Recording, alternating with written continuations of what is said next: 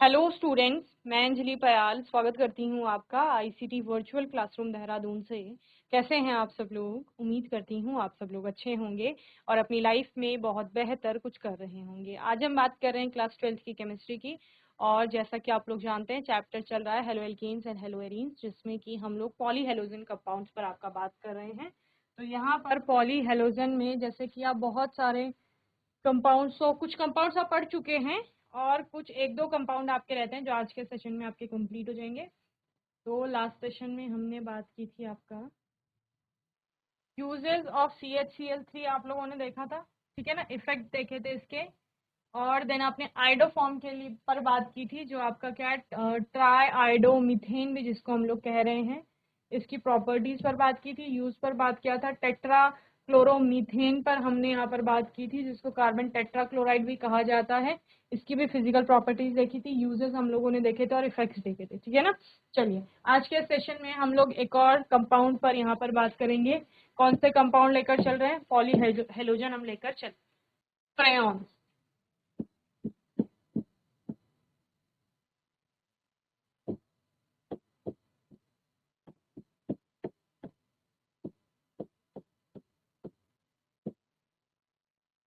ठीक है, यहाँ पर फ्रेयॉन जनरली आपके क्या होते हैं, मीथेन और इथेन के जो आपके क्लोरोफ्लोरो डेरिवेटिव्स होते हैं। ठीक है, क्या कहा मैंने? इथेन मीथेन के जो क्लोरोफ्लोरो डेरिवेटिव्स होंगे उन्हीं को फ्रेयॉन कहा जाता है। ओके, चलिए लिखिए यही, freons are the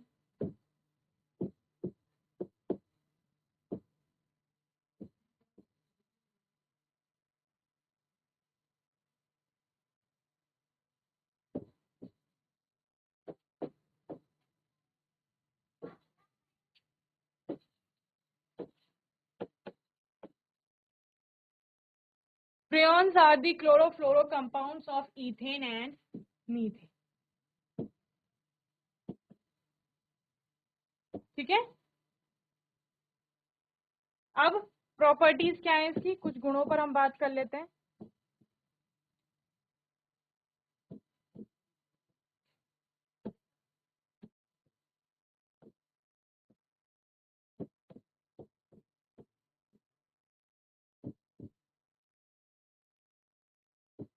non flammable है,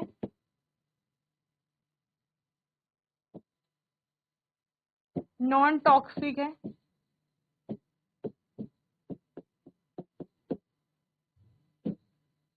रेडिली लिक्विफाइड है,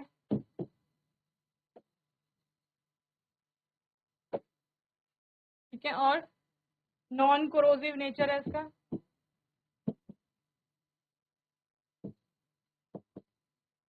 ठीक है, नॉन फ्लेमेबल है, non toxic, non corrosive, readily liquefied and highly non reactive substance. Highly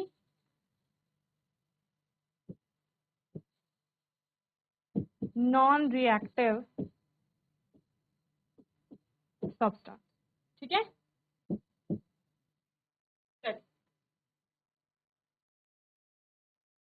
डाइक्लोरोफ्लोरो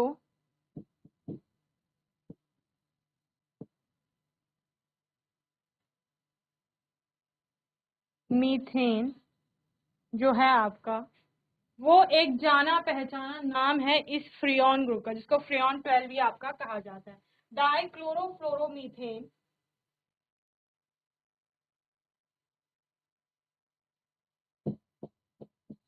फ्रेयॉन 12 जिसे कहा जाता है,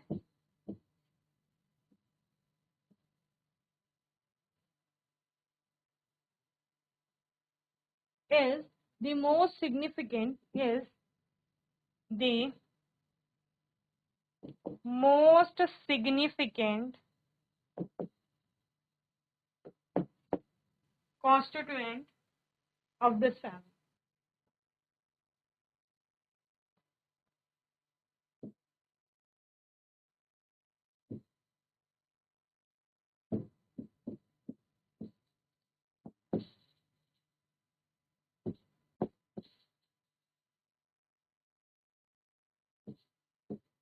ठीक है, it is formed through swords reaction. ठीक है, तो स्वॉर्ड्स रिएक्शन में इसका प्रोडक्शन आपका होता है कार्बन टेट्राक्लोराइड से। नाउ यूजेस, अब किस पर बात करेंगे, उपयोग कहाँ कहाँ है इसका। तो इसका एक वेल नोन आपका बहुत जाना पहचाना जो उपयोग होता है वो रेफ्रिजरेंट के रूप में होता है। जो फ्रिज वगैरह होते हैं इसमें इसका यूज किया जाता है, और डिओड्रेंट वगैरह में भी इसका यूज होता है। तो यही हम लोग यहाँ पर लिखेंगे, पहला यूज लिखिए, freons are refrigerants, freons are refrigerants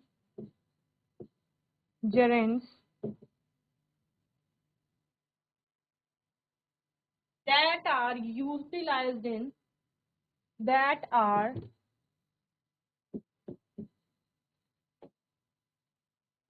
utilized in refrigerators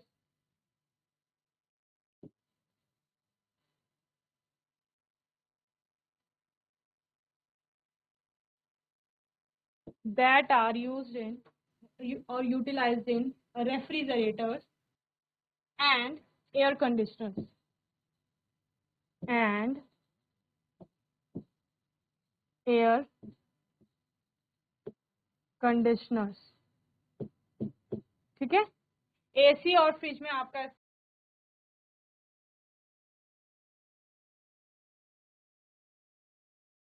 दूसरा, widely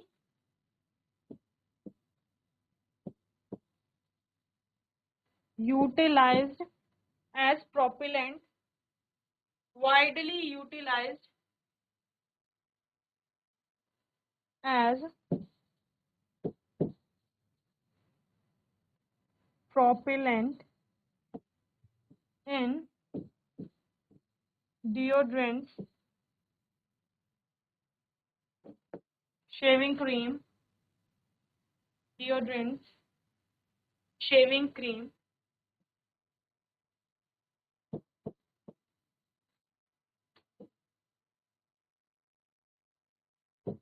detergents,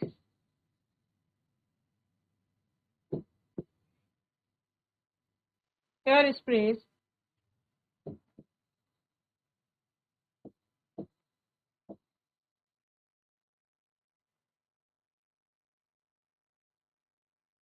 and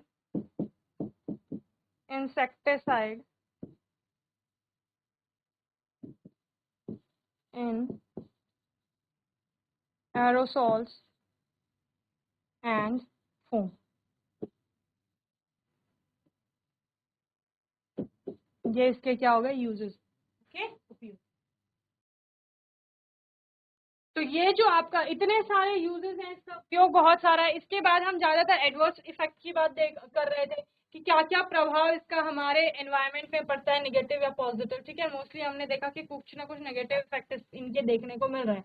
तो इसके जो आपका CFC है, क्लोरोफ्लोरोकार्बन की हम लोग यहाँ पर बात कर रहे हैं, तो इसका क्या आपका फ्रियोन्स की बात करें, क्या आपका प्रभाव देखने को मिलता है।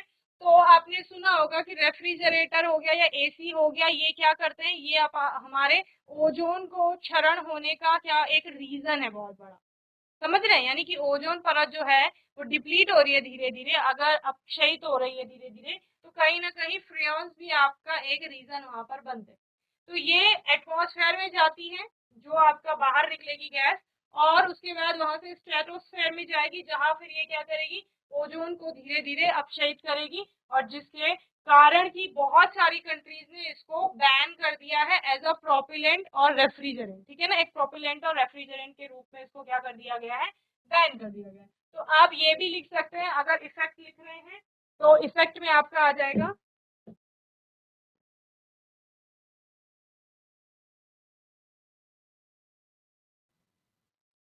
इफेक्ट में आप लोग लिख लेंगे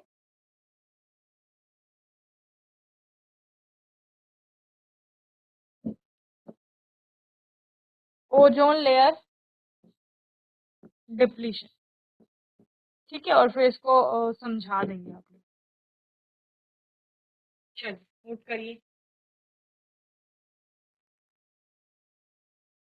चलिए नेक्स्ट है आपका और लास्ट आपका पॉली हेलोजन कंपाउंड जो है वो है पैरा पैरा डाइक्लोरो डाइफेनाइल ट्राइक्लोरो। ठीक है,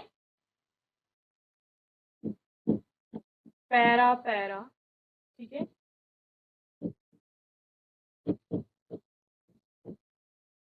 डाइक्लोरो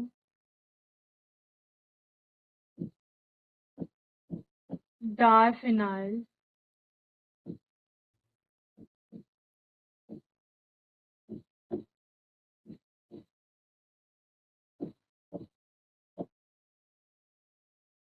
ट्राइक्लोरो इथेन। ठीक है, जिसको शॉर्ट में आपका क्या लिखा जाता है, DDT। क्या लिखा जाता है बच्चे, DDT लिखा जाता है। ओके, चलिए क्या क्या है देखो, डाइफिनाइल है, इसका मतलब है दो बेंजीन रिंग आपकी होगी।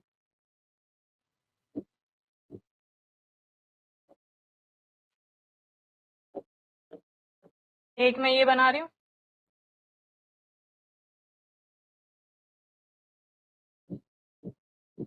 एक में ये बना दो, दो बेंजीन रिंग है। और पैरा पैरा डाइक्लोरो यानी पैरा पोजीशन पर आपकी क्लोरो है, ठीक है ना।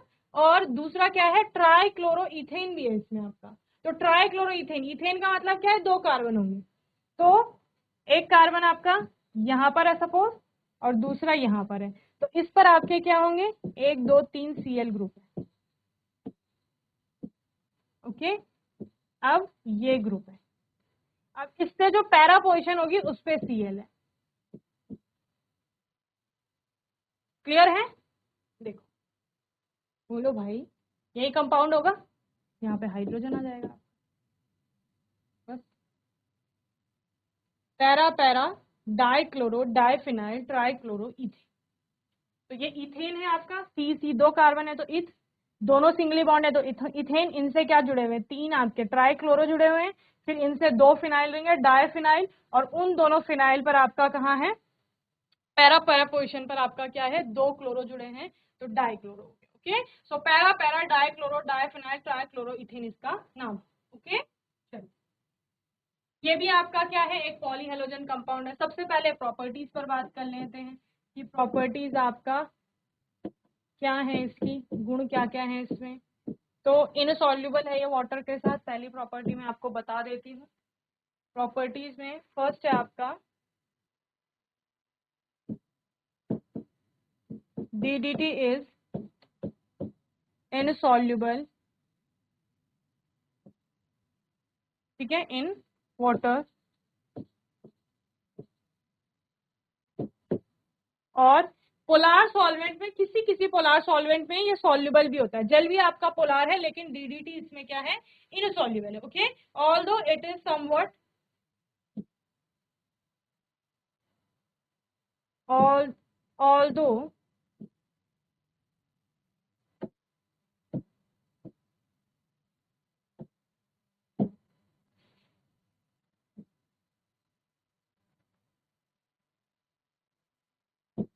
although it is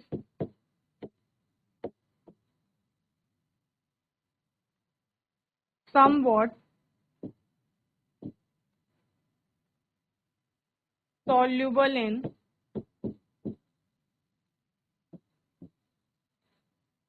polar solvent, ठीक है ना। हिंदी वाले बच्चे लिख लेंगे, DDT जल में आपका क्या है, अविलेय है, लेकिन कुछ कुछ ध्रुवीय विलायकों के साथ ये कैसी है आपकी, विलेय, ठीक है ना। It is a strong pesticide, क्या है आपका, एक स्ट्रॉन्ग पेस्टिसाइड आपका ये है। और पेस्टिसाइड क्या मानने के काम आता है, use to kill mosquitoes and other insects. Then preparation बनेगा कैसे, लिखिए। Heat a combination of chloral, heat a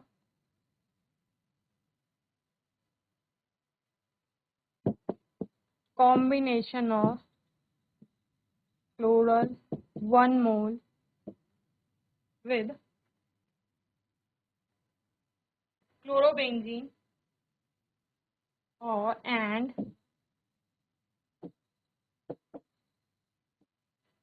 chlorobenzene 2 mole, ठीक है, in the presence of concentrated H2SO4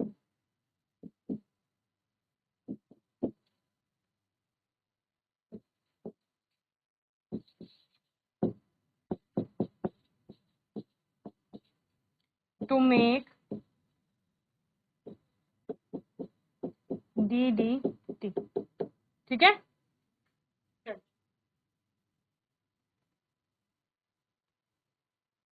चलिए रिएक्शन लिखेंगे, इसकी क्या होती है रिएक्शन। क्लोरोबेंजीन है आपके पास,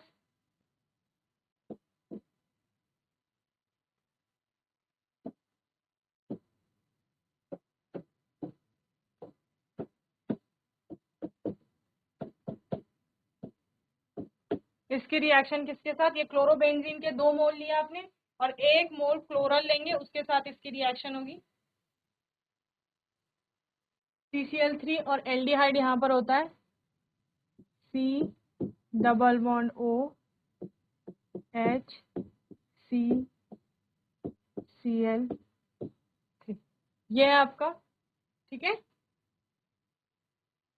किसकी प्रेजेंस में रिएक्शन हो रही है, कॉन्सनट्रेटेड H2SO4 की प्रेजेंस, ठीक है। अब होगा क्या, बस ये H2O यहाँ से आपका अलग हो जाएगा और ये कार्बन यहाँ आ जाएगा दोनों जगह। तो कैसे बनेगा आपका कंपाउंड, देखिए Cl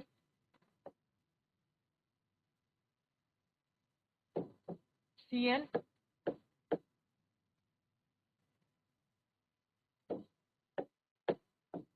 C और इस पर H, ठीक है। यही वाला हाइड्रोजन है, वो नीचे की साइड दिखा दिया, या CH लिख सकते हैं आप डायरेक्ट, ओके। तो ये आपका इस प्रकार से क्या बन गया है, DDT बन गया है और ये आपका क्या हो गया है, यहाँ H2O अलग हो गया है। तो क्या था आपके पास, ये 2 मोल क्लोरोबेंजीन थे आपके पास,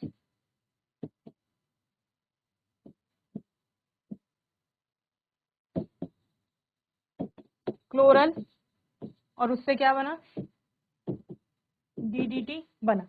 तो आप बोल सकते हैं क्लोरोबेंजीन और जो आपका क्लोरल है उसको 2:1 के रेशियो में लिया गया है। अगर 2 ये लेंगे आप, इसका अनुपात ये होना चाहिए, इन दोनों का जो अनुपात है वो 2:1 होना चाहिए, ठीक है ना, यानी ये इसके डबल होना चाहिए, समझ रहे हो। क्लोरोबेंजीन जो होगा उस किसके, क्लोरल के आपका डबल, ओके। चलिए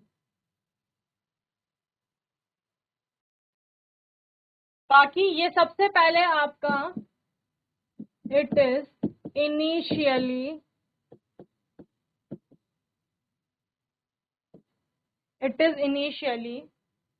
created in 1873,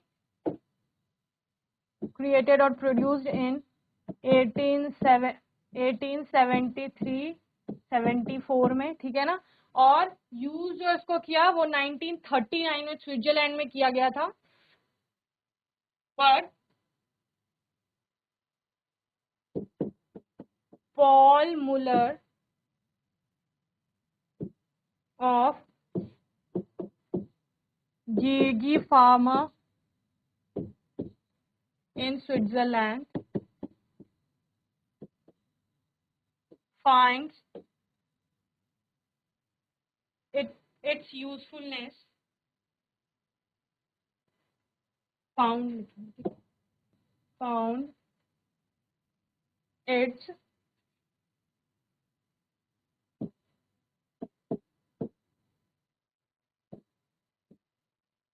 usefulness as an insecticide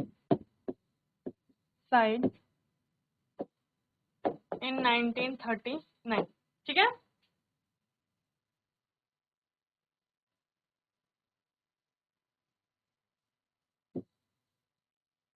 क्या बोला गया है? पॉल, सबसे पहले ये आपका बनाया गया था 1873-74 में, लेकिन जो इसका उपयोग था ना वो पॉल मुलर ने, जो कि गीगी फार्मास्यूटिकल्स से थे स्विट्जरलैंड में, उन्होंने क्या किया, आपका इसकी उपयोगिता जो है वो 1939 में बताई कि क्या इंसेक्टिसाइड की तरह इसका यूज किया जा सकता है। ओके,